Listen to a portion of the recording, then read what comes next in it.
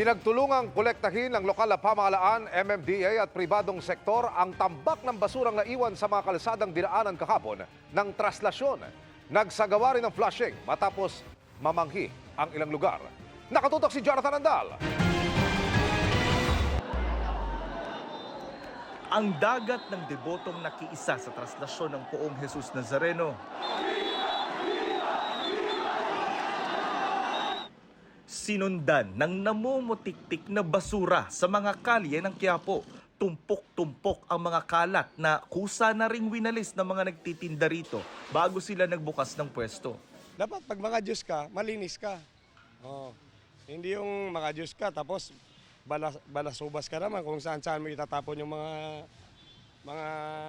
pinagkainan mo. Kagabi, ginawang tambakan ang bahaging ito ng Plaza del Carmen, nakatapat lamang ng San Sebastian Church kung saan ginanap ang tradisyonal na padungaw. Kahit ang bahagi ng Legarda na hindi naman dinaanan ng traslasyon, merong mga basura. Sa dami ng kalat, tulong-tulong na kanina ang mga truck ng City Hall, MMDA at ng private garbage collector na kinontrata ng lungsod. Nakita po natin ang kaibahan sa ibang mga pagdaos ng rally. So dito po nakita po natin ang organisado, payapa at masaya na pagdaraos ng rally. In fact, zero incident po tayo. Wala po ni isang insidente na naitala.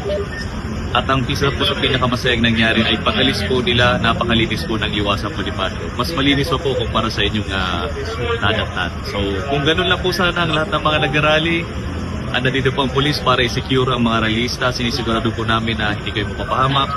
At ang inyo rin po commitment na maging matiwasay, tahimik at payapa ang pagdaraos ng malayang pamamahayag na isang napakaganda po working relationship sa mga pulis at sa mga namamahayag ng kanilang paniniwala.